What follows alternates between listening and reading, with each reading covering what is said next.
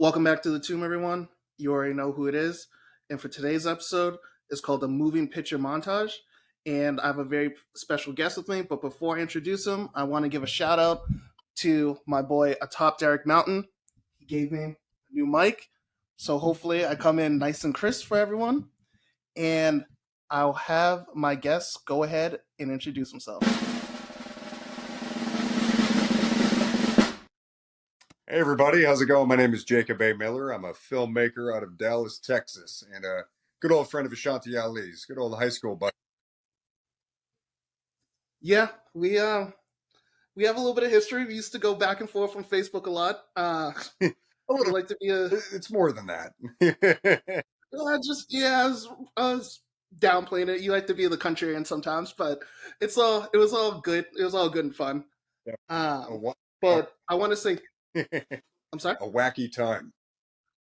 Oh yeah, that was when Facebook was still a viable thing and not just used to remember people's birthdays. For real, if I didn't have that, I'm sorry, most of my friends, I don't know your birthdays, so just better hope Facebook never I do remember dies. both you and I are in July, so I do remember that. Yes, I'm July 27th. Okay, You I'm are 15th. okay. Okay. All right. Now, well, now since this is in the episode, I'm gonna have to remember this. Okay. Uh, no, but thank you for coming on. I wanted to talk to you about filmmaking because I know that you're in the industry, and I've seen that you come out with a lot of projects. When we were talking about we were talking right before the recording started, you started telling me about all the different things you were doing. So just wanted to sit down with you, kind of pick your brain about it, see what I can learn about filmmaking from you. So I just wanted to say thank you again for coming on. And I guess the first question is, how did you get into filmmaking? Yeah, and Well, how did you know you wanted to get into filmmaking? sure, yeah.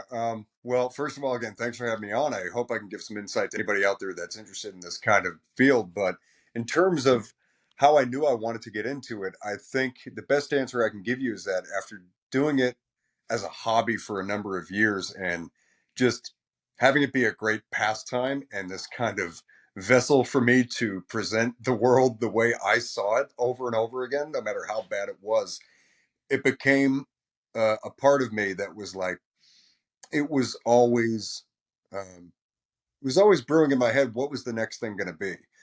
When I picked up a camera for the first time when I was a kid, when I was 9 years old, and just made this fun kind of pastime out of it, then it grew into something that it felt like I couldn't stop doing it.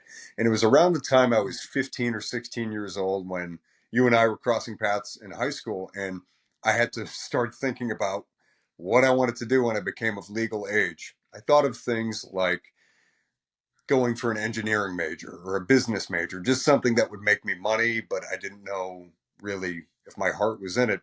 And then I decided, after a lot of consideration, and then I think being encouraged by family members, just go for what my heart was in for. And so that's how I knew that it was something I had to do. It was just something in me that this kind of fever that never went away, and I didn't want to ignore it. So I think that's how I knew that this was the path I was going to take. And you said that it was a way for you to, yeah, well, correct me if I'm wrong. You said that with that, it was a way for you to like kind of tell the story or like observe the world of like around you Yeah, with filmmaking. yeah, it totally was. I mean, when I was a kid, 9 years old, I don't think it was Christmas. It was after Christmas. My mom decided to get my brother and I this home video camera. This, I think it was a Sony high 8 magnetic tape camera, totally primitive by today's standards, and it was just fun. And it like I was a kid that really saw things in a funny or comedic kind of point of view at that time, and still do. But it gave me the means to just go out with my friends in the neighborhood or my brother and just like film some goofy stuff and then be able to kind of see it captured on tape and to be like, yeah, that's how I see things. And it was just such a fun experiment, and I got addicted to it. Okay, so you said that you got your first camera at 9. I wanted to talk to you about what was your first, like, I guess, like, project that, well, what you would consider your first project, and what did you learn from making that? My first project, geez, at about maybe 9, 10 years old, I had a bunch. I tried to do little mystery films, or I tried to do these like mockumentary style movies. Like for any cinephiles out there, things like American movies, stuff like that, or something in that vein, like mockumentary style of going out in the neighborhood and finding like weird stuff and pretending it was real, like that kind of mockumentary style stuff. I will say, because the first thing that jumps to mind is this. It was a couple years later. It was the summer before seventh grade. My friends and I, we made this Lord of the Rings parody, like this comedy based on Lord of the Rings, and it was this 15-minute short film that we made for a couple days.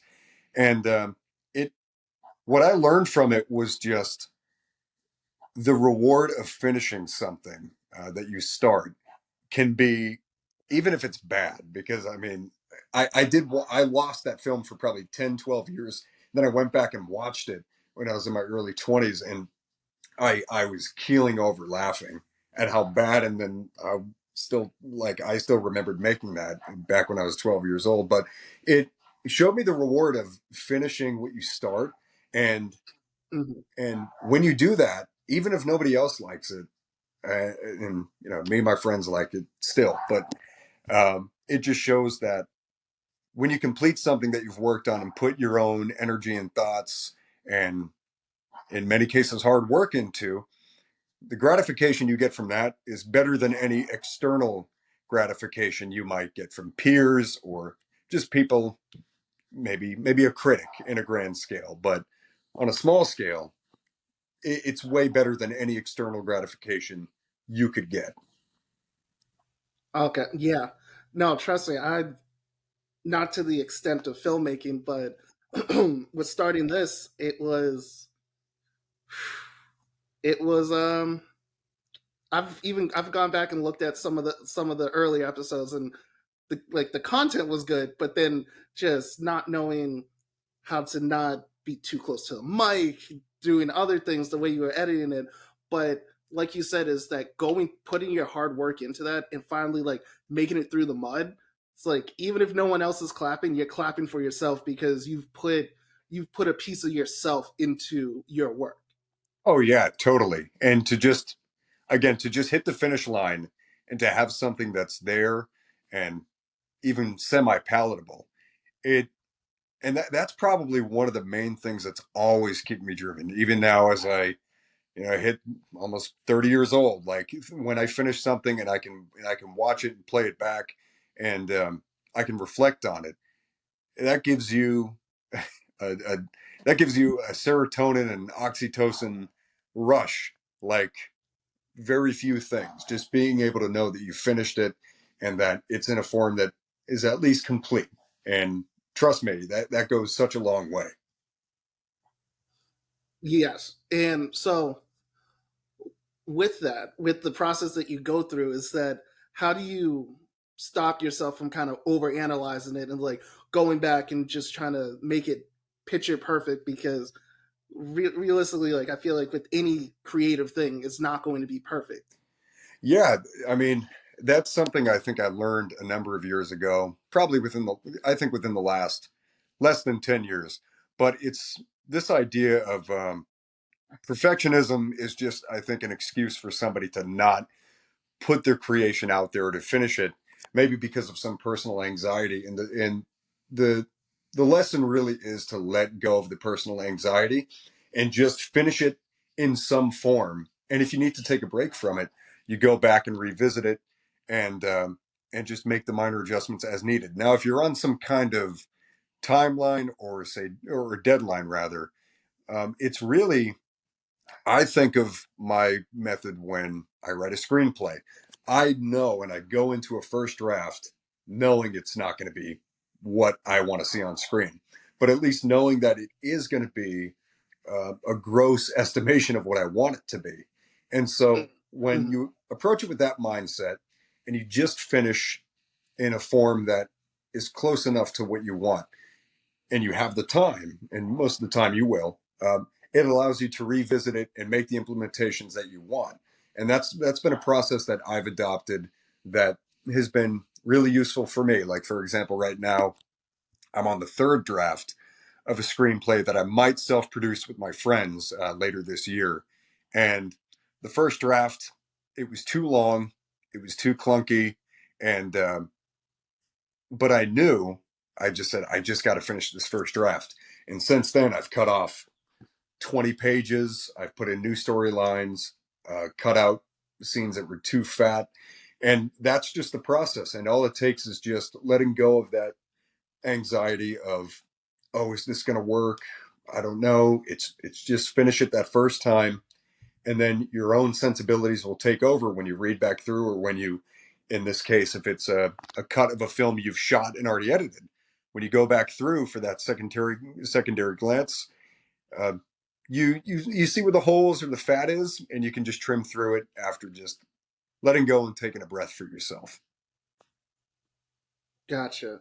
So on average, how many like drafts do you go through? Because I was actually watching. What was I watching? It was GQ. I was watching GQ with Marlon Wayans, and he was saying for the movie "Don't Be a Menace to South Central While Drinking Your Juice in Class. the Hood," uh, they had 27 drafts before they felt like, okay, this is finally it. So for yourself, how many drafts on average would you say like a screenplay goes through? For myself, it's I'd say the magic number is about four. That's when I Four. seem to get it, when I seem to get it to exactly where I want it to be, and to where I think it's commercially palatable and still is very much me and has all the features I want. I always aim to get it in three. The three structure just always seems to work. The first one is you just get it on paper. Second is trim down and make it nice and neat. But then the third is make sure the dialogue or whatever is nice and tight, and then hope that works. But then you usually have to revisit for something else, or maybe you get another idea that, oh wait, that would work really well. So four is typically my number. I think the highest I've gone so far is about six, but but Okay. it works different for a lot of people. Like the Wayans hitting 27 on that "Don't Be a Menace" script is, but it was a success, and I don't know if that was perfectionism or just them just really trying to find a version where it had its voice. Or like, I'll probably bring him up later in this conversation too. Jordan Peele, his story about Get Out is that he wrote, I think, 22 or 23 drafts before he got the version that we saw on screen. So Hmm. it's different for a lot of people. And I think in those cases, those were ideas that these particular creators were very, very emotionally attached to. And I have that with an extent. I do have an emotional attachment, I think, to a lot of my work, but I haven't been I haven't gone over draft six. Maybe that'll happen someday, but right now I try to, at a certain point, I'm I let go, and I'm confident enough in my own abilities that I say, okay, if I've written, gone over this six times, it's probably as tight as I'm going to make it, at least for some time. Gotcha. And with something you said a little bit earlier was when you go back, like looking at the storylines, and it's like, oh, I can add this.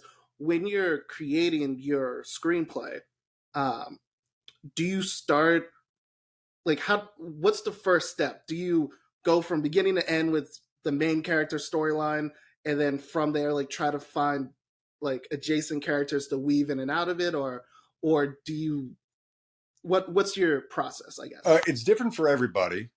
I've outlined a few times. I've outlined scripts of mine and then built from the outline into an actual script form. But then I found at some point I was getting too stuck in the outlining, and I thought, well, why don't I just write it? So the last couple of years, my process has more so been like, I have this idea, I have this main character, and I know which way I want them to go. Let's just start out on paper. Let's get a strong opening scene and then build from there and find who they meet along the way. Now, not everybody writes like that, and I don't always write like that, but it's been my process as of late because generally, when I'm going into an idea, I know which direction I want to go, I know what things I want to say, and I know what sequences I want to be in the script. So I find a way to take this main character or characters, get them in the first few pages, have an interesting opening sequence, and saying, okay, what's next? And just trying to follow this logical kind of pathos in my brain to say, okay, well, where should they go next? Not what happens next. Okay, where should they go, or what should happen to keep the story moving forward, and for us to learn more about these characters and engage with them more, but then also keep a typical 3 act structure in place. So it's a little free form, but it's always just this idea of they start here. I know I want them to end here. What's the next Mhm. logical step to get them closer to that ending? Gotcha. Okay. And when you said that, it made me think of something. So when I was in grad school, my professor, what he would have me do is he would have me create what's called a PERT, and it's a performance evaluation review tool. And the way that you would construct it is that you would start at the end goal and then work your way back to the beginning. Um, do you think that that could be like a viable way to write a script? It was like, we know this person is going to end up here. It was just like, so like you said, like figuring out how to get them there, but not forward, but in terms of saying like, okay, so he turned into the villain at the end. Before he turned into the villain, like he had this happen to him, this, all the way, like, I guess reversing, pretty much watching Breaking Bad in reverse. Yeah, yeah. I don't know if that would work for me. I could try it, but it's never occurred to me that way. But I'm sure that could work for somebody else. I think any any writer or creator, whether you're a writer or filmmaker, um, to have the ending in mind first really helps. It's not always a tell all of how the story is going to be. Like, one of my favorite writers is Stephen King, and people get on him all the time because they don't like his endings. Um, but if you have a solid idea of where it's going to end, that makes the process of getting the person there that much easier because you have a clear destination that you're going to arrive at.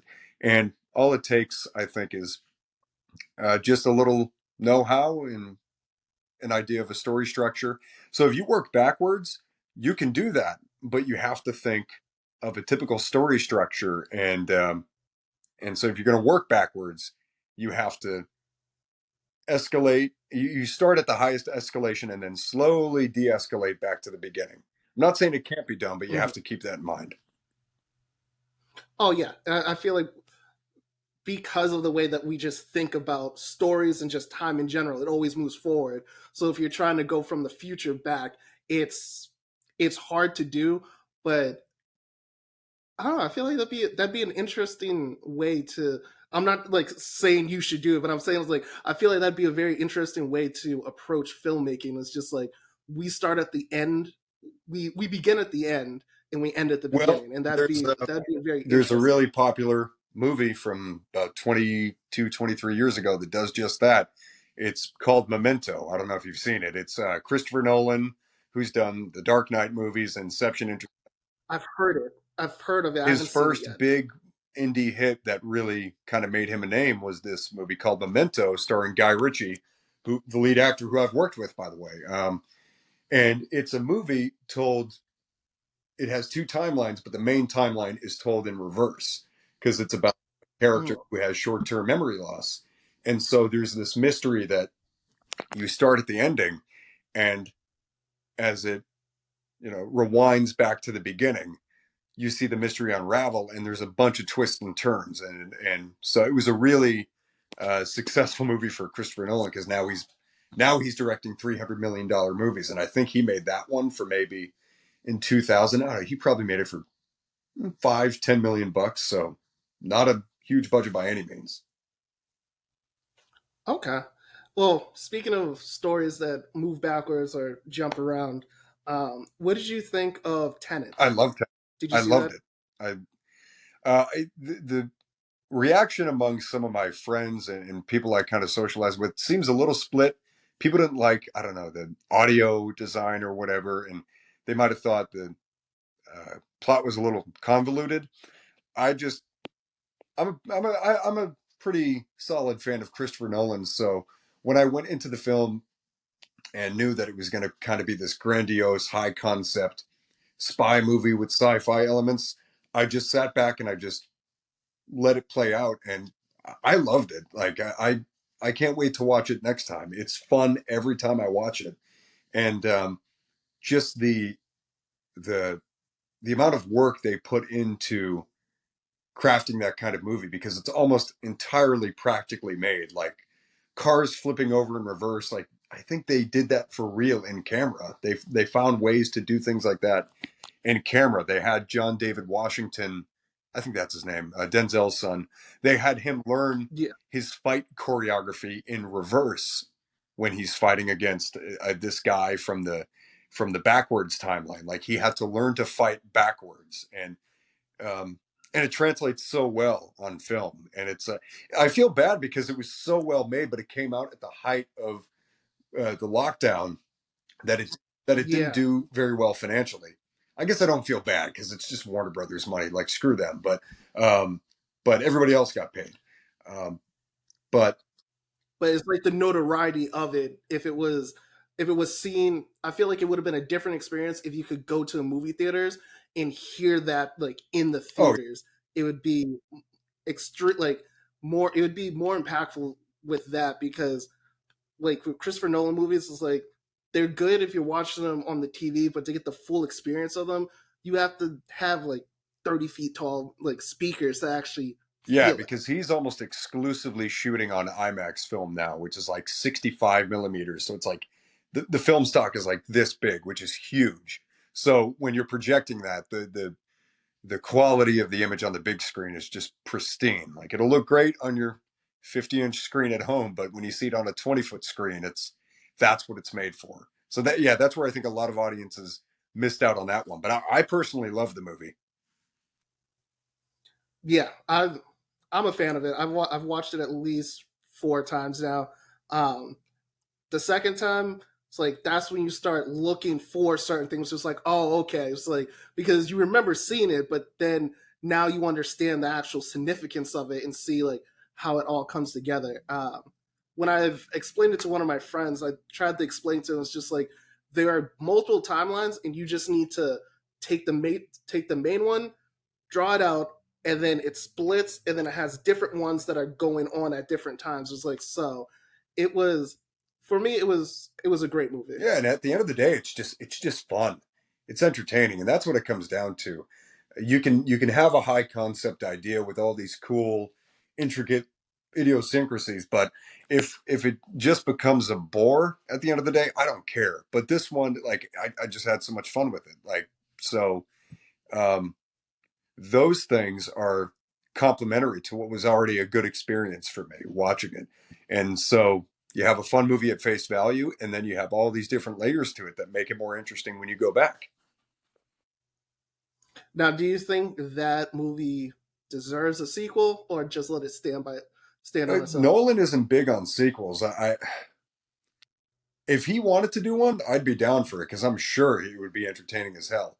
But I think it's great on its own, and I think it's one that time will treat very fondly. So I'd say in 10 to 15 years, especially if it doesn't have a sequel, audiences that might have missed it back in 2020 will see it more in droves, and it'll probably gain a reputation as this great kind of underlying high concept, grand scale spy film that we all missed because of the time it came out, July 2020.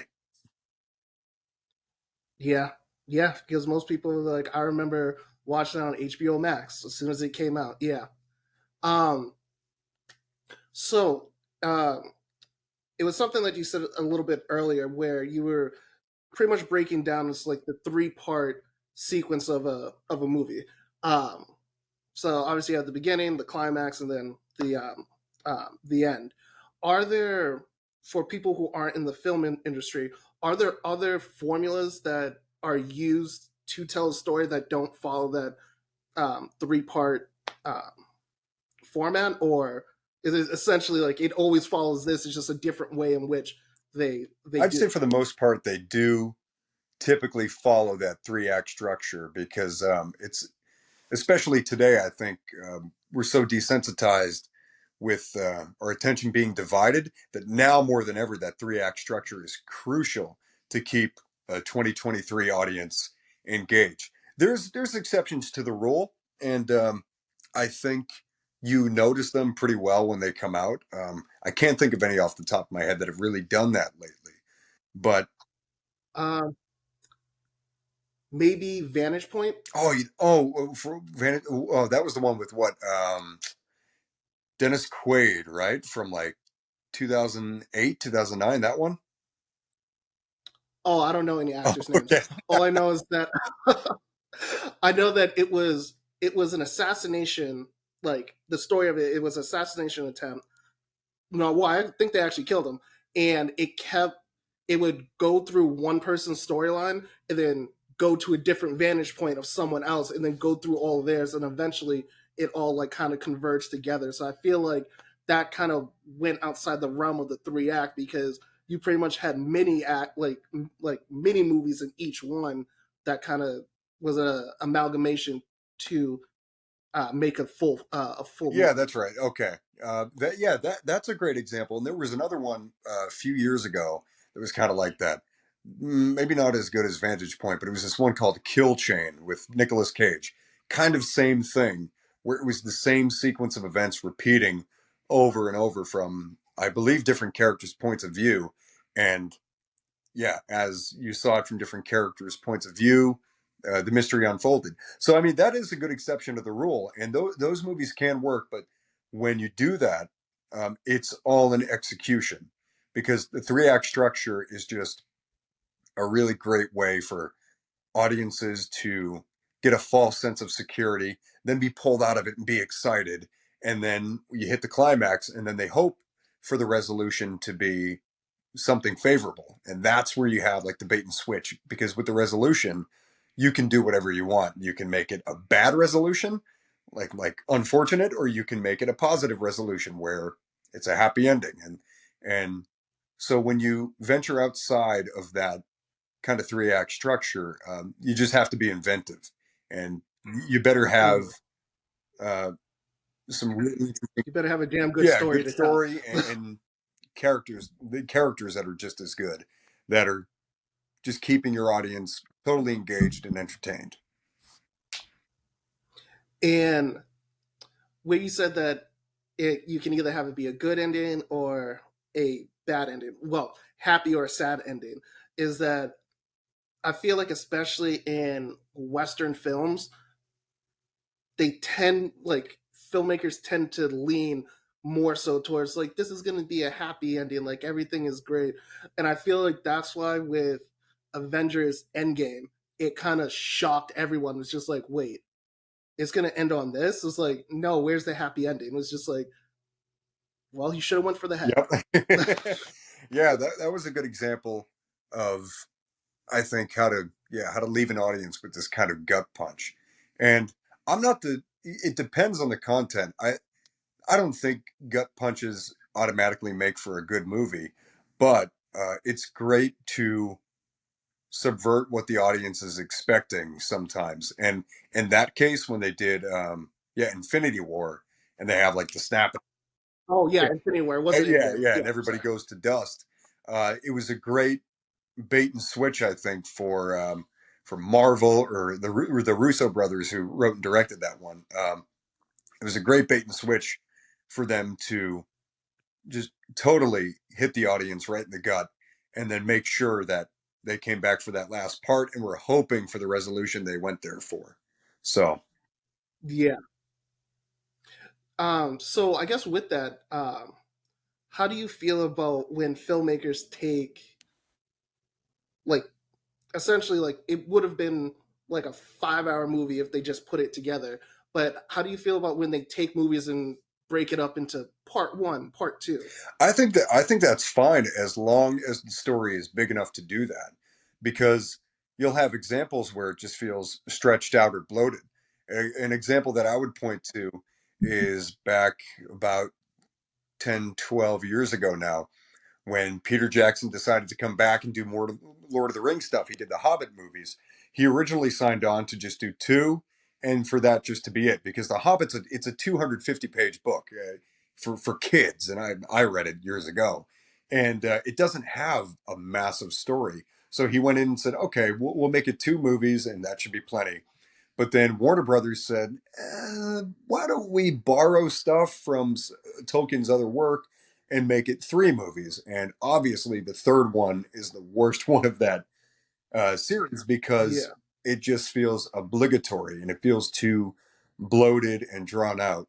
So you've got to make sure, if you're writing something kind of grand scale, or if you're adapting something on that level, that you've got the amount of story to bring it out over that duration. Like another series was like Game of Thrones. They dragged it 8 seasons, but they only had 5 books that were in existence to go from, and then they had to make a bunch of stuff up. And those last couple seasons didn't sit well with a lot of audience members. Well, I don't recognize the last Oh season. yeah, I don't either. I'm still going to actually group therapy sessions to even psychosomatically escape that I sat through 10 hours of that. Like the what was the actual fight, like the big battle. It felt like they filmed that in someone's basement. It like you needed to turn the brightness on your TV all the way up just like to see an outline of an outline. It was That was a it was season wild. that I think each episode cost them about, I don't know, probably $60 million to make. So it's not like they were out there with no resources to do it. They just execution, like I said. They fumbled the bag. That's putting it nicely. Yeah, yeah. Uh no, they fumbled. They fucked up hard. Okay, well, it's funny that you bring up like the Hobbit, Game of Thrones. So it seems like there's kind of a problem with when filmmakers take a book series and then try to translate that into movies. Yeah, uh, I think there's some drawbacks with it. Generally speaking, I don't mind adaptations, especially because fantasy films can be so fun. I mean, look, you have the 8 Harry Potter movies, you've got 6 Lord of the Rings, like Tolkien movies, then you have 8 seasons of Game of Thrones, and then you've got a lot of other stuff out there. So there's a lot of opportunity for it. But I think when it comes to adapting that, it's you have to be cautious that you're capturing as best to your understanding of the material what the source material is, because you always hear the cliche, oh, the book was better. Well, of course the book was better. It was 1,000 pages. You know how long it takes the average person to read 1,000 pages? Like, um, 30 plus hours of reading for, as opposed to if you capture that in one book, which is maybe 2.5 hours. So you're consolidating all that imagination by upwards of, I mean, call it 60, 70%. So you have to consolidate all that into something bite sized, commercial, and palatable. And when you're reading it via Mhm. text, like I love to read, and I've read a number of fantasy books. When I can just sink in for 300, 400 pages at a time, and my mind just creates all of that. And so when I go see an adaptation of the So, do you theater, think the books are better? what's that? Do you think the books are better than Generally movies? speaking, yeah, because when you can write by prose, like write in prose, it just allows you to describe every innate detail of each scene, what's going on. It just you're spoiled with the amount of time and energy you have to devote to descriptiveness and to character emotions. Whereas in films, although it looks great, you don't you're not told of each character's idiosyncrasy, or or why they think this or how they reacted. The actor has to capture that. You have to have the writer that has the sense to make that an importance. Then you need a director that can get that out of the actor. And then the visual component comes. So it is a tall order, I think, for those fantasy series to capture something faithfully and for it to please as much of the fan base as they can. So I'll cut them a little bit of slack, but it doesn't mean get lazy, which is what happened in the series we mentioned earlier. I won't even mention it again. I want to talk a little bit later about filmmakers getting lazy. Um, but one thing that I wanted to touch on and ask you about, because we've talked about the different struggles that, like doing a book adaptation, trying to be innovative with telling a story. Um, what has been your biggest struggle being a filmmaker, and how were you able to overcome that? I would say to any filmmaker out there, the the greatest struggle is survival. No, when I say that, I mean it can be a very feast or famine industry. So it's just be ready to go through different strokes in the industry because it's like you can you can be thriving on set in 2019 and there's not a lot of it's pretty lenient, laid back. But then after COVID, there's a lot of protocols you got to keep up with and you have to be mindful of these things, and then people are more choosy with their hiring. So I mean that's one aspect. Also, don't leave a loaded gun on set. Yeah, oh boy, that looking at you, Alec Baldwin, waiting for that to Yeah. have a resolution. But I would say generally for me, I think the greatest struggle has just been um, I think really not doubting myself when times have been difficult, and I've I think I've really gotten over that. But there's times like when you first get your foot in the door, you realize the layers to it, and you realize um, how you have to network and just how much is going on, and to not be discouraged if things get slow or if maybe you don't make the connection you want on this movie or if just something goes wrong. It's just to just to not, I think, sit down and hang your head and to just stay encouraged because all it takes in this industry in my opinion is persistence as with anything. So my greatest struggle I think I've gotten over, and I think it was really just a sense of being afraid I wasn't going to be able to seize some certain chance that I got or that maybe a risk I took wouldn't pan out. But I mean that's Mm. just life, and I think when people view it maybe in something that's perceived as really glamorous or like high profile as the film industry, it maybe seems like pie in the sky. But if you just let go of that and just honestly apply yourself and be direct, it's it's really not all that it's not all that daunting. So just have a little confidence. Okay. And kind of just pretty much understanding, I would say, is like it's not going to be an overnight type of thing. It's like, for the most part, unless you're well connected with some people, you'll put out a project, and you're probably going to have to put out a decent amount of projects before you strike gold with that Yeah, one. there's no overnight success these days. There's only people that have garnered some buzz because maybe where they are, maybe what school they go to, which is very rare. Or, I mean, big term today is nepo baby. That's a big buzz term in the industry, and a lot of people don't like it. But that's the that's about the only way you become an overnight success. And that's not to discourage anybody from applying themselves and to say like, oh, hey, you're not related to this person or you don't go to that school, so don't even try. That's not what I'm saying. What I'm saying is just be mindful that all you're going to need to do. Oh, excuse me, I just phone jumped off. Oh, you just got to be mindful that it's just going to take you, I think, um, applying yourself a number of times, and I don't want to say paying your dues because that sounds a little too. It sounds a little too, I think, utilitarian.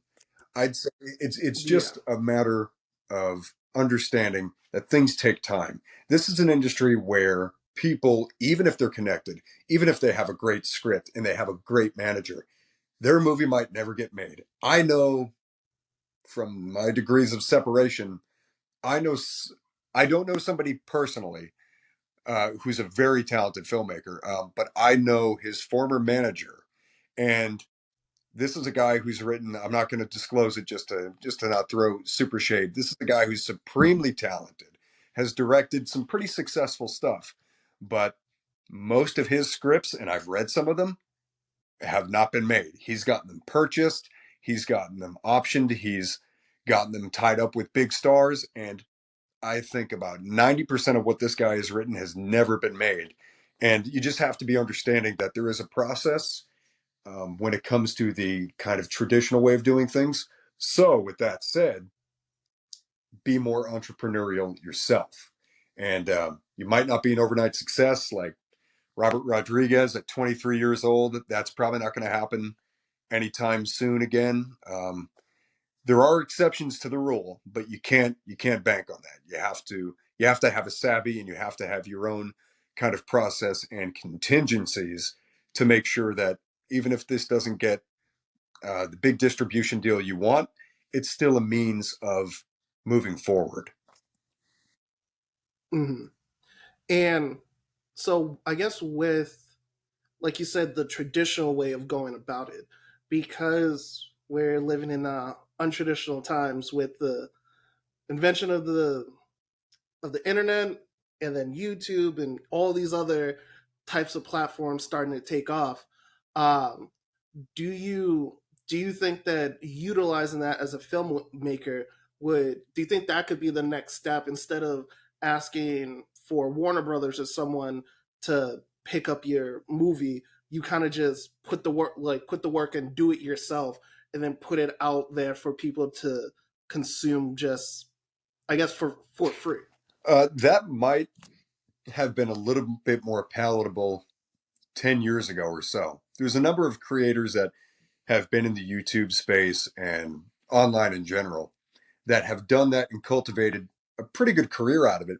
But to be really honest, there's been maybe one or two people and I've been on YouTube since '06, following a lot of people. Um, there have been maybe a handful of people that have actually used that to cultivate into a, an actual career. I think YouTube is not, or the internet in general, is not necessarily the way that you want to host your stuff, even if you can't necessarily find a distro deal. I'll give you an example of somebody who it has worked for is David F. Sandberg, who he just he just directed Shazam 2, just came out in March of 2023. Uh, he got in that way by making his YouTube, like short films on YouTube. Absolute exception to the rule, though. I would say the use of the internet, however, is if you can create a small kind of space for yourself and people that are interested in the kind of stuff that you're making, there is a way to develop, I think, a small network there, garner some buzz, and actually, I can probably shed light on this a little later. There's a way to do it and garner a small kind of following or a small community and hope Mhm. that I think grows into something else. My friends and I have actually done that over the last several years, and we're finishing a cut on a movie we totally self financed, and we might have the chance of getting it into pretty solid hands for distribution. But that's something that we're still working on. But we've largely grown a kind of community online just through kind of finding people in forums or in Reddit threads, really, that were into the same stuff that we were doing.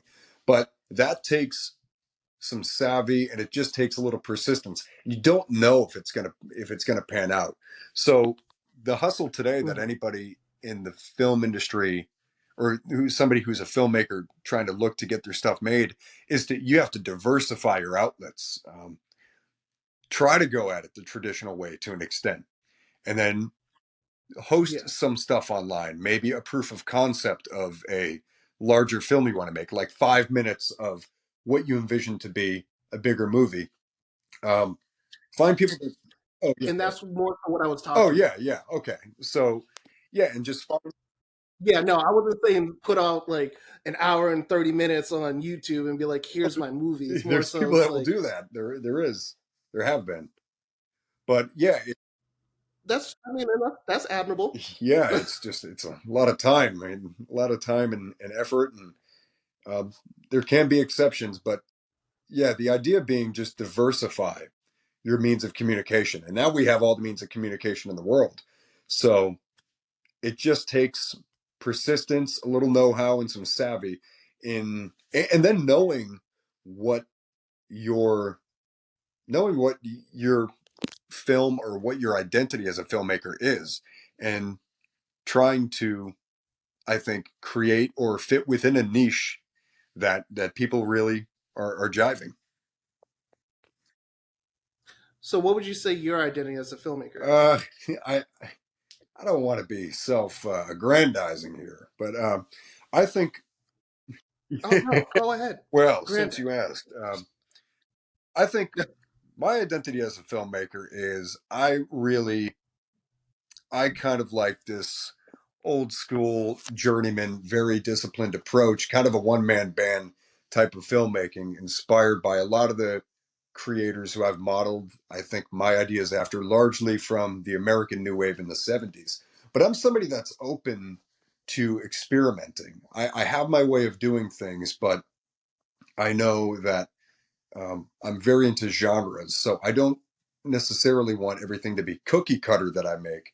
So I'm open to experimentation, but I really kind of like this journeyman hands-on approach where the production is very slick. So if you wanted to say if there was like kind of a niche that I fit in, it's kind of tough because of I think my tastes are all over the place. But I it would be cool to be perceived as somebody who is versatile, not really a one trick pony, and can get their feet wet in any genre, and it have its own kind of fun, unique, maybe against the grain kind of energy to it. It's hard to say, really, in my own words, how I perceive my own work. It's just I write what I think is compelling. I have a stylized way, my own kind of stylized way of doing it, and and it's just kind of modeled after the films that I've loved. And I guess when I get a couple movies out, I hope somebody can better define it than I can. Okay. What movies or directors have influenced your work? I know that you said like the 1970s, like those types directors, but like what movies and Yeah, well, directors have I mean, influenced? in terms of movies, it's just an amalgamation of everything I've really seen over the years. I could probably name a few, but I will start with saying certain directors. Usually, number one I always mention is John Carpenter. Like he's that 1970s uh, USC film school, but journeyman style approach in this kind of everyman style approach of approach to filmmaking. So, and he's had a lot of commercially successful films. He's a Halloween is probably his most commercially successful, but then he has things from before that, like Assault on Precinct 13, and then he has probably one of the best sci-fi horror movies ever. Wait, Yeah, you did yeah. that? Well, back in 1976, not the 2005. Yeah. Yeah, yeah, So yeah, yeah. so that was John Carpenter at 28 years old making that movie with the late great Austin Stokes. So yeah, movies like that, and then he made something like The Thing in 1982, one of the best sci-fi horror movies ever made. But then additionally, I'd say I was inspired by people like William Friedkin, who was this really upper echelon, very tactical but stripped down kind of director in the 70s, and he's still working today, like French Connection. Then he goes, he gets a work for hire. He makes The Exorcist in 1973 and makes the box office explode. And then he makes Sorcerer with Roy Scheider, and then To Live and Die in L.A. And then Oh, of course, and then the early works of somebody like Sylvester Stallone, who today is just perceived as this kind of macho caricature. But back in the early to mid 70s, he was a struggling actor and writer who could barely get a job. And he wrote a movie that was an internalization of his struggle as an actor, but he packaged it up into a movie about a boxer. And he made Rocky, which was his first writing and major acting credit, and it wins Best Picture. And he's only 30 years old at the time, and is an incredibly introspective and talented writer, but has since become a caricature of just machismo in action movies. And then toward later on in the film lineage, there's people like Vincent Gallo, who I've become a good fan of, who is this very against the grain kind of experimental indie filmmaker in the 90s who kind of went the other way when everybody was going Tarantino. He makes this very intimate um, kind of black comedy called Buffalo 66, which is just a, uh, a real tale about him and his contentious relationship with his parents. So without going too going too long, that's generally where I stand. Honorable mentions for people like Toby Hooper, who brought um, a documentary style of filmmaking into a narrative style and merged those two styles and made a totally unique vision of filmmaking that hasn't really been replicated in the same way since. So largely from the 1970s American New Wave, and then um, peppers of filmmakers over the last 4.5 decades as well. Okay, okay. So would you say you're kind of an old soul when it comes to like the inspirations of I of mean, it? I guess I am. I never wanted to fashion myself as that, but I think it's just there's something about the films from that era that have resonated with me on an emotional level, sure, because of the kinds of themes I think that are very very broad but endearing. But then on the technical level as well, I found myself very intrigued and very idolizing the technical methods that were pretty hands on and but still translate really well on screen all these years later. Hmm. Okay, so I guess because you're saying it's like their styles is that so for you as a director filmmaker is that what like in terms of how a scene is shot, like what is your unique approach to it? Like how would someone watching a film knows like, oh, I know Jake directed this because it's shot like You this would and it's know it was doing that. directed by me because I like a lot of one takes in things that I make. Films today are cutting way too much. There's way too much what they call coverage, which is go on the coverage of this character's close up, then switch back, then switch back, then switch back. I love the idea of doing movements in the same take in the same frame with the camera. Maybe put it on a dolly, push it in a little bit, have the DP turn it, and just build the tension and build the atmosphere of the scene, relying on the performance of the actors. Don't over rely on close up coverage, use it as needed. So if somebody was watching a movie of mine, they would see that this real kind of, I'm going to try to use non snobby terms, but like I'll say verite, but what I mean is kind of like fly on the wall, very, um, I think, scenes that breathe, that just aren't over inundated with editing, I guess is what I'm trying to say. Not over edited, Hmm. very free form and contained in one shot. Okay, okay. And you said not a lot of close-ups. So there's a there's a channel on YouTube that I watch. It's called Cinema Therapy. That have been listening to the podcast, I've been dropping this a lot. I've been diving into it. So just it is what it is. I've been quoting a lot, but it's with a therapist and then a filmmaker. And the filmmaker on there, I cannot remember his name right now. Um, Alan. Don't know his last name, but it's Alan.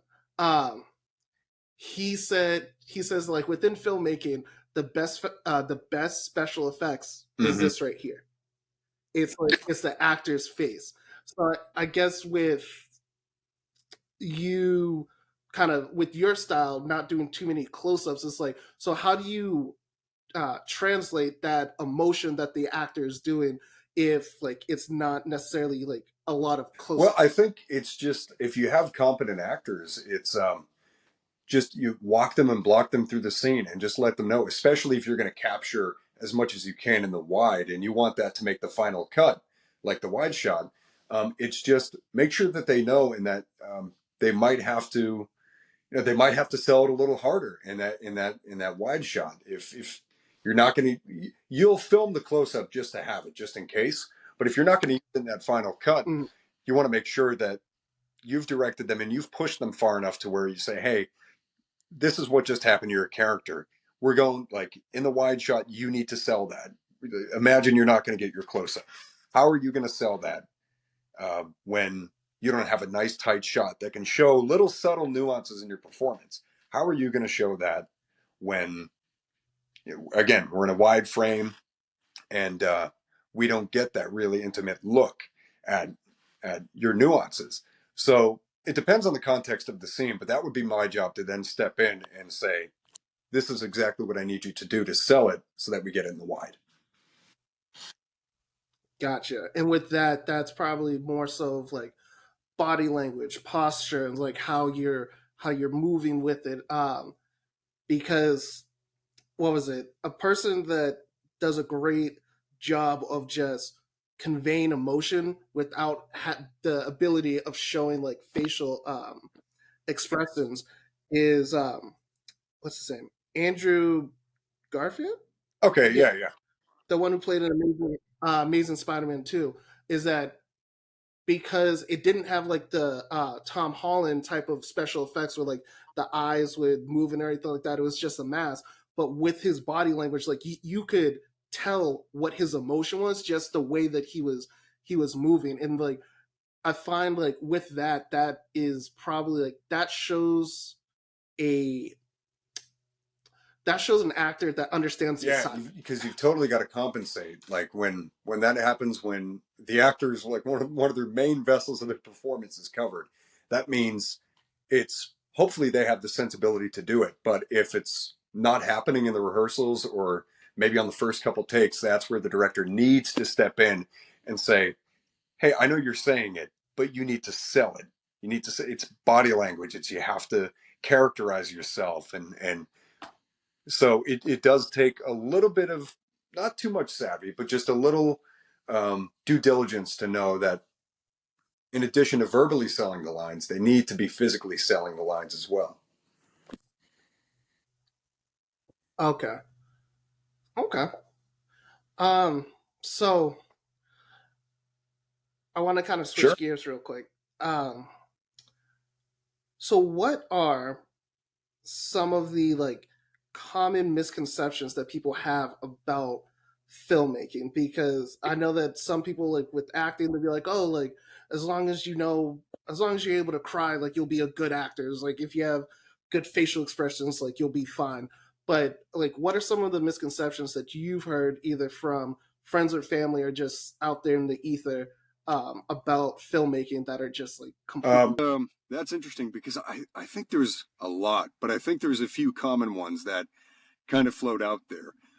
First and foremost, I think the idea of this glamorous kind of tinselly um, atmosphere to filmmaking 24/7, that everything's very grandiose. Not necessarily the case. There's a lot of working class grit and energy behind every movie you see, even the big studio movies that make a ton of money. Um, Not everybody that works on a movie set is rich. I'm not quite there yet. Um, and so I think a lot of people don't understand, in many ways, how blue collar even a studio film can be when it gets down to the crew level. Uh, Maybe one of the more fun things is that I I think people assume that you see the big star all the time and talk and have lunch with them they're out there front and center all the time. Rarely the case. But I've been fortunate enough to work really closely with some seriously awesome people, and but typically, you're not really getting close to anybody that's going to be on the movie poster unless you absolutely directly have to work with them. So it's like maybe the best boy electrician on one movie. It's like he's never speaking to the lead actor, at least on a big production. Now, when they get smaller, the atmosphere is more laid back, so it happens more. But typically, it's kind of like everybody just kind of goes in, puts their head down, and does their job. There are exceptions, but um, you don't always get to say hello and dap up the A-list actor on set. So what's the etiquette with that though? So like when like the electrician bus boy like you said when he does see like a I don't know like a Johnny Depp and Matt Damon, it's just like is the etiquette is just like they're here to do a job, don't talk to them, just do your job, or like do they do they kind of allow for sometimes the fanboy to It's come that's out? kind of an example of maybe like attitude reflects leadership. It really depends on the project you're on. On the bigger stuff, like the big, huge budgeted stuff, it's going to be more so on the former side of what you said. Like they're coming in, it's going to be a long shoot day. They got a lot of work to do, so you just kind of let them walk on and just yeah, maybe say hello when they walk by, like no big deal. And they go in, do their thing, and then they go back to their trailer or their SUV that's just offset and wait until their number's called again. But in other instances, and this has been on a lot of the stuff I've worked on because I've worked on a lot of independent movies, has been when it's pretty much when the scale and the scope of the project is smaller. The big name actors are that much more like chilled out, not overworked, and way more lenient. And again, I've kicked back, like talked with our lead actors, with our A-listers, and met some cool people. But the etiquette is generally just act like you've been there. You can still talk to them, you can still say hello. It's just don't be the first guy on set when they first show up to ask to get a selfie with them. Just don't do that, and you're gonna be okay. Because Be the yeah, second hey, guy. well, once the first guy gets thrown out, I mean, it's fair game. It's just okay. He was the one to break the ice, but it's yeah, just kind of act like you've been there. My mo whenever I'm on set and we've got somebody coming through who might be a pretty big name is I yeah, I have to work with them and I have to accommodate them sometimes, but I just talk to them like they're a person. I talk to them like they're my next door neighbor. Just say, hey, how's it going? Like, man, how was your evening? Just stuff like that. And that's kind of because people are people at the end of the day. But there is a line where it's just like, I feel like that's hard when they fly in on a private jet to be like, oh, yeah, you're just my neighbor. that's true. Yeah, I'm not quite living in Silicon Valley just yet, but it's but in my experience, the actors I've worked with that are pretty prominent have been pretty laid back, and when you can just kind of let them chill out when they need to, especially after they rehearse or act through some pretty intense material. You just have to be a little sympathetic to that. And they're doing long days too. I mean, they're doing those 12-hour days or 14-hour days on set with you too. So um, you just got to be mindful of like, hey, yeah, I feel pretty worn down. I feel like pretty tired. They probably feel pretty tired too. So uh, the etiquette's pretty, I think, standard. But it's just act like you've been there before. That's all. Okay. Yeah, and like you said, is that they're worn down too, and especially kind of having the awareness of like what type of day they had. Like if they're doing like very emotionally heavy scenes all day, it's like that's draining because that actor is literally like taking a piece of them, like they're tapping into a piece of themselves to portray an emotion for 7, 8, 9, maybe 20 takes. It's like you said, it can be Yeah, taxing. because it's I've been with actors that have constantly had to emotionally break themselves down to get into a certain state of mind for when they're on screen. And in between takes, it's really tough to say, "Hey, like, how's it going?" Like, maybe wait till lunchtime or wait till wrap and they'll be good, Yeah. and you can tell them have a good night or whatever. So you do have to understand that, yeah, in a lot of cases these people are high profile names, or they live on this $10 million ranch or something like that. But a lot of the time they're going through work that is just as physically or emotionally demanding as whatever your job is on set, whether you're a PA or an electrician or a grip or whoever you are. Sometimes they're carrying just as much weight on their shoulders, even if they don't have to pick up any gear. Mm-hmm. Yeah. Sometimes it's the emotional uh, heavy lifting that they have to do. So it's hard to ask them. It's like, oh, how's your day going? It's like, oh, I just cried for 45 minutes. So Yeah. intentionally, like, so it's not going great. So I don't know how I am right now. Am I still breaking down? Yeah, because some people get lost in the character. I know that for Black Panther, I know Michael B. Jordan said that after playing Killmonger, he had to go to therapy. Yeah, I could imagine, especially with how big of a role and how big of a movie that was. And I've worked with actors. I guess I won't say their names just to be courteous. I've worked with actors that have had to do the same exact thing because of a project was really taxing on them. It took a toll on their personal life, on their family lives, and again, for all the glamour that people do see and all the tabloids, at the end of the day, people are people. And I've had the fortune of working with some really nice, down to earth uh, people in the industry, and yeah, at the end, when you meet them, this kind of larger than life image fades away, and not in a bad sense, but that you see, hey, this is just a guy, or this is just a gal that is, yeah, they're making their paycheck and they're doing well, but they got to go home to the same kinds of things that you have to deal with on a daily basis. And yeah, they might live on that nice ranch, but that ranch isn't gonna make certain problems go away.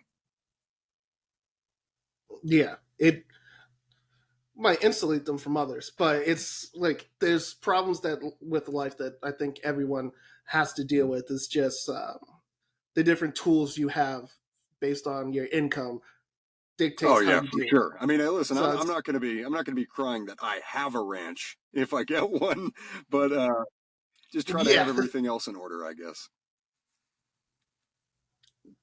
that's fair. That's fair. Um, so I know you're a little bit of an old soul when it comes to directing, but I wanted to ask you is that what are your thoughts about like the newer movies that are coming out? Let's say like within the past like decade, because I feel like it's been all the big blockbusters have pretty much been just flooded with like superhero movies and like going pretty much just trying to appeal to millennials, like the nostalgia Yeah. of millennials. So I Yeah, so the caveat here is that there's no such thing as a good movie anymore. There are good movies still being made. There's still great movies being made, and every time they come out, I'm happy to see them. But the thing is, it's not intrinsically bad to have remakes or reboots. And yeah, it's not an intrinsically bad idea. There's been some good ones. But the problem here is that I see over the last 10 to 12 years, um, films have really been diluted of their cultural value. And I think that comes from not just this idea of remakes or whatever, but the fact that we have studio heads at Marvel, Lucasfilm, Disney, maybe to a lesser extent, Paramount or NBC Universal, places like that, that are referring to films as content. They keep saying, oh, well, we have this huge content library we want to peddle out. And all that audiences now are being conditioned to really patronize is this episodic kind of event. And it's I think gradually, but also very quickly, has diluted the way that we've culturally consumed films in the last 10 or so years. And I could point to numbers that show a very stark contrast as to what's typically bringing in box office dollars today. And while there's a lot of good that's being peddled out in theaters, and even some of these intellectual properties that are being recycled can make a good movie to watch, it's I think the common moviegoer or the common audience is their total perception of what film means to them, or the idea of a movie itself, has been completely diluted. You're always going to have movie nerds like me who are going to love certain niche films or whatever, or any like low budget or notable film that comes out. Guys like me are always going to love it, but it's the casual audience that I think has been subjugated to this real diluted idea of a film. And it's I don't think it's good for us culturally. Luckily there's still successes that can be made out of the, say, average movie, not a big franchise film, but those big franchises and this fixation of content and of streamlining endless content for consumption has, I think, trivialized what films used to mean to us as a country, as a society, if you want to call that, and as a culture. And with that is, are you kind of alluding to is like where films kind of had a message to them, where it's like, I'll give you a good example. The reboot of, and with full transparency, I didn't see the reboot. I heard about it. I didn't like the fact that they took out the songs, but the reboot of Mulan, I didn't Oh, see it for the mere fact that they took out all the songs. And it's like, for a kid who grew up on that to say like, oh, there's going to be a live action reboot, it's like, okay, it's like I was expecting it to just be the same Mulan, but then with like different, just live action. But for people to like, they took it out, and from what I saw online, people were saying it's like, oh well, like there are parts of it that's misogynistic, and it was like, that's the fucking point of the like, that was the point of it, is it that was, yeah. she was in misogynistic China, and through that kind of dismantled all of it.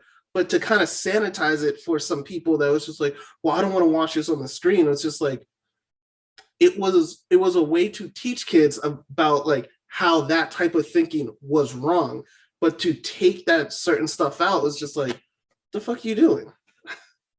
Yeah, for me, I don't know if it's necessarily. I don't know if the thing that's been diluted here is really the messages, because films of every decade, even some of my favorites, have some kind of message. A lot do. I don't think it's necessarily that as much as I think audiences, the casual audience, is just being conditioned to only kind of invest in this big event style of consuming media, and that's the main element here that I think has really caused that this idea of consumption and of easily digestible and bingeable stuff that we can just crush through in a few days or what have you. And I think it's taken out, I think, a real communal aspect of film that we had in years past. And again, I could point to numbers that might show it. Since I brought it up, let me try to make a quick comparison here. One of my favorite movies, I referenced it earlier today, is a poster on my wall right here.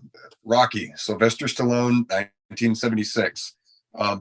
Today, that it's a timeless message and a timeless film, and a perfect film in my opinion. But that I can't review the whole film today.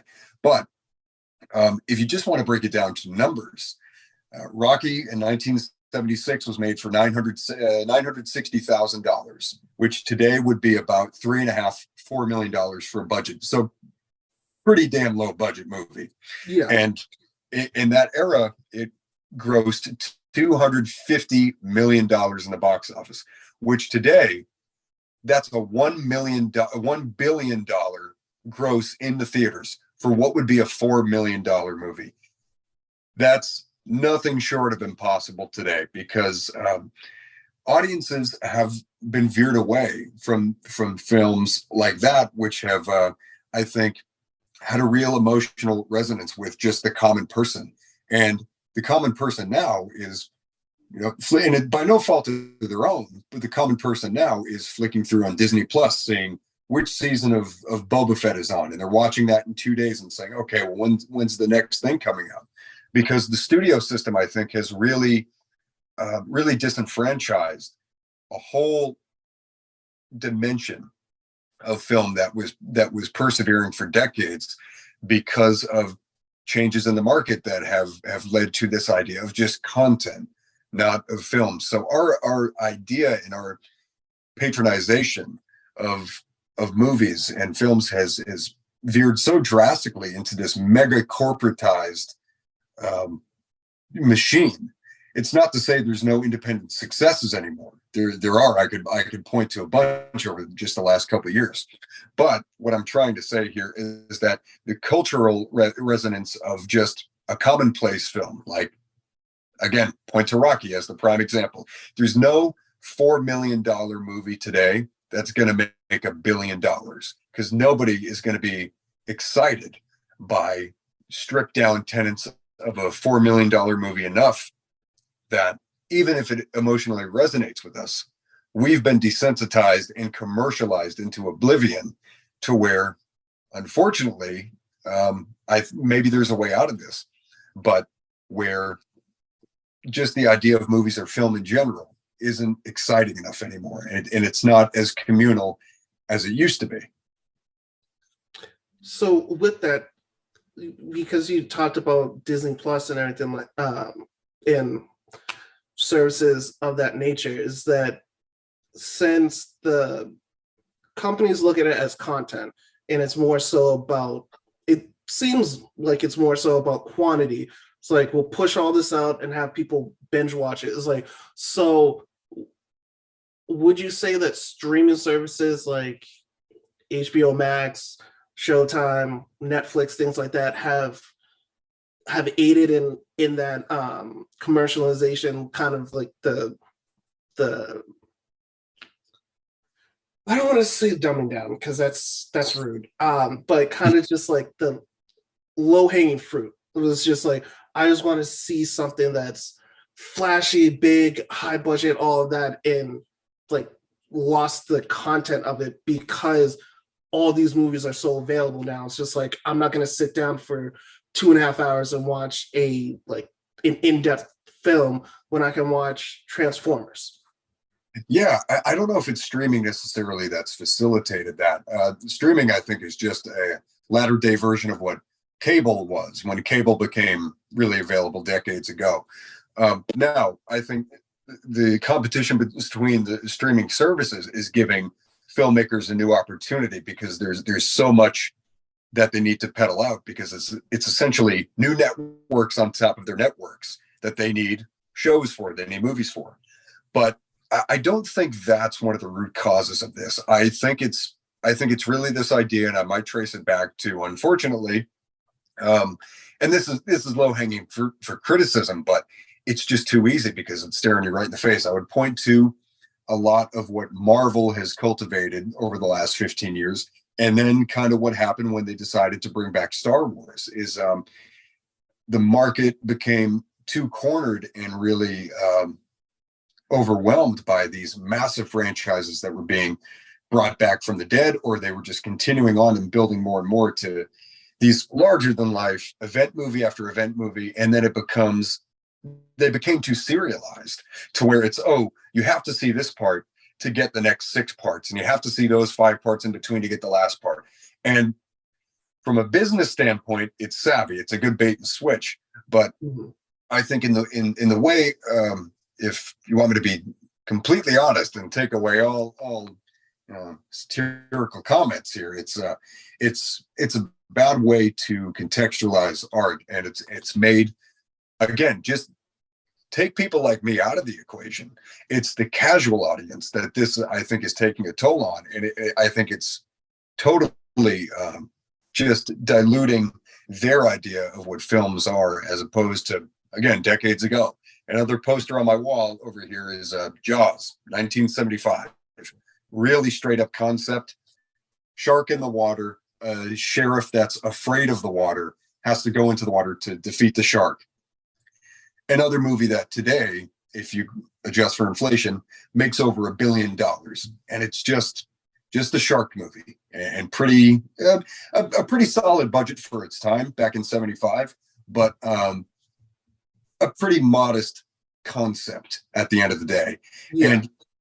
And that's kind of what I'm getting at here, is that audiences, the casual audience, is unexcitable now because of how far we've pushed this need for event movies and event franchises, and this idea of serialized filmmaking to just keep stringing them along for the next product, that the $4 million passion project by an up and coming director that might be a really, really great time and inspirational movie. Yeah, it'll make back the 4 million. Maybe it makes 30 million in the box office. So, oh, cool, it's a success. That ain't making $1 billion. That's not me. Yeah. And that emotional and that cultural kind of resonance that happened with the kinds of movies I'm mentioning, it's not happening today. And it's because of what audiences have been conditioned to perceive is a movie worth watching. So, And it was something that you said on the terms of, it's like you have to watch this movie to get this movie to understand that movie. And I think that's why, for the most part, like Moon Knight, that's why I think that it had the success that it did, because it was a standalone, because it wasn't like you didn't have to watch anything else Marvel to understand and to be thrown into the universe of Moon Knight. And I've heard a lot of people get turned off about watching Marvel because it's just like, okay, I have to watch how many movies for me to even know what's going on. It's like, for my anime nerds out there, it's like it's like One Piece. There's over 1,000 episodes. You're not gonna want, like, a person jumping into it, looking at that. That's daunting. It's just like, I don't have time for this. Like, this is at least a 6 to 7 month like investment, and that's being generous. So I think that's like you said, it's a good business model where it's just like you just give them enough to keep them coming back for the next piece of a story, like, and not telling like the entire story. Like, I can understand that you want to create a universe, that's great, but to have it be where you have to watch these to even remotely understand, it's just like, it's just it's a grab. It's just like, it's literally just a money grab. yeah. And above all that, it's just, it shows that audiences have been conditioned out of just watching movies about people and about, I mean, because at the end of the day, that's what every film is about to an extent. It's about certain people in a certain situation, and what about them makes them greater to overcome it. And that's kind of, again, taking away all satire here, that's kind of a disheartening thing to think of people just not being invested enough in the idea of watching a film about somebody overcome something fantastic. Is it's yeah, it's a little debilitating when you consider it that way. So I think it's an unfortunate circumstance that we're in with this very corporatized way that the industry is going about, especially with all these franchises they're trying to keep alive. And I just hope that audiences over the next couple of years, it's going to take some time, become a little bit more receptible to things that aren't so bombastic. And it doesn't mean you can't go and watch a fun action movie. Of course you can. Like, I love action movies. Yeah. But just this idea of what going to the movies means as a culture. And I think honestly, I think the answer to that is that in this day and age, there needs to be, I think we as an audience need to decide a culture that we kind of all agree on. and there needs to be, I think, a shared kind of there needs to be some shared cultural values, to be honest, these smaller films, or for just more independent or uh, less corporatized efforts to really be recognized. And that's tough because obviously things have just been polarized so much year after year, um, uh, between paradigms and whatever. So we need to get to a place where we can, I think, all coalesce around films in the same way we used to years ago.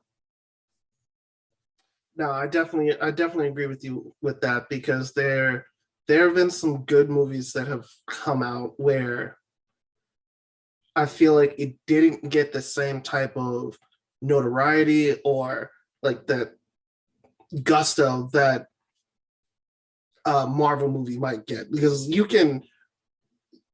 cannot, like, it is impossible for you to not know that a Marvel movie is coming out, versus it's like a smaller film where I'm glad that Brandon Fraser won an award for it, but like the movie The Whale, I don't know, have you seen it? I haven't seen it. I planned on watching it, but I haven't gotten to it yet. It's a fantastic movie. It's not an action movie. It's not a superhero movie. It's like, but from the sporadic trailers that I did end up seeing, I was just like, no, that's going to be a good movie. So I went to, well, I didn't go to see it, but I did buy it though. I bought it, and I watched it at home, and it was like a fantastic movie. And looking at that and saying, and just kind of seeing all the other stuff that like came out at the same time, it's just like people probably went and saw Ant-Man instead of seeing like this movie that act like that had like a really good message like behind it, and it was great acting. Not taking anything away from Ant-Man, but I'm saying to what you're saying is that we're conditioned to want this and then disregard that. And it's like, but both of them are films within their rights. So how do we, I guess, bridge that connection back to, it doesn't always have to be action, action, action. It's like stimulating all the time. Sometimes a movie can have you thinking with like within the movie, and then there's a bigger payoff at the end. Yeah, and that could come from a few things. Obviously, we're kind of the multitasking generation, and we're used to just our attention being divided so many times. And the advent of everybody's got a device in their hand that's ringing off 1,000 times a day, that plays into it a little. But I think there's preventive measures that we can kind of take. Hey, there can still be a place for Marvel movies and action movies, and even like Star Wars and all that. There can still be a place for it. What I'm concerned about is just um, being sure that our idea of a film isn't trivialized to just say, "Oh, yeah, I'm going to the cinema just to see the next Batman movie or whatever." We all want to see the Batman, but um, I think we need to win back the idea of what film means to us as a culture, and why we go. I 100% agree. Well, I'm not going to hold you up too long. So I have one last question for you. I always Sure. ask this to my guests. So, what would be your advice to up and coming filmmakers or people that want to get into the film industry? So there's actually two factions to that answer. I can answer to A, people that consider themselves filmmakers and want to write and direct, and then B, people that they want to work in the industry. They want to be involved. I'll speak to faction B first. People that just want to be involved. Make yourself available. There's plenty of resources online now where you can pick up crew work, staffmeup.com, mandy.com, where job postings are every day. Put in until you get brought on, volunteer to be a PA, and just make yourself available to be the next man up. But then also dial out to your local film commissions. It could be the New York Film Commission, it could be the Dallas Film Commission, the Texas Film Commission, and just email. They will always have a list of the films that are in production. You just hit them up, tell them that you want a job, and then quickly find your lane. Find which department you want to be in once you get on set. So get in as a PA just so you can help out, and then figure out, do you want to be in production? Do you want to be in electric? Do you want to be in grip, makeup, stunts, whatever? Pick the lane as soon as you can, and then build a career from there. And then to my friends that are filmmakers, writer directors, get into the industry and then make the connections you need to make, but don't get comfy, because it's very easy to be just bogged down in the gig style of working. So meet everybody you can on set, make connections. People will come and go because you're going to meet hundreds of people at a time. But make connections and tell everybody that you're a filmmaker and that you're there because you love the industry and you want to work in it. But your end goal is that you write, you direct, that's where you're headed. Eventually, you'll coalesce a good group of contacts from the industry, and like I have, and you'll get people that will rally behind your effort. And just work hard and stay persistent. Just don't keep your head down. Always speak up about who you are and what you want to do. Mm, thank you. Thank you. Well, I want to say again, thank you for agreeing to come on. It's been very informative, and it's always a good time to sit down and talk with you. Um, and before we go, how should people get in touch with you, or how can people see some of your projects? Right now, just follow me if you'd like on Instagram. My handle is a film by Jake, all one word. I'm involved in a few things that have been coming out. The last set I was on was this movie called Blood for Dust. I was one of the assistant directors. Kit Harington, Jon Snow was in the movie. Scoot McNairy. I'll link up to that once a trailer drops. But then in terms of my stuff, I've got a number of things that I'm looking to really bring to light this year. Some really exciting things. So hopefully I can share some announcements soon. So yeah, just Instagram is the best place to follow me at, a film by Jake, and yeah, link up with me there. Okay, well, thank you. Thank you again. And I look forward to probably having you back on, because there's probably going to be some bullshit movie that comes out and we're going to have to just tear it apart. I'll be very excited to. Yeah, thanks for having me, man. No Had a problem. great time.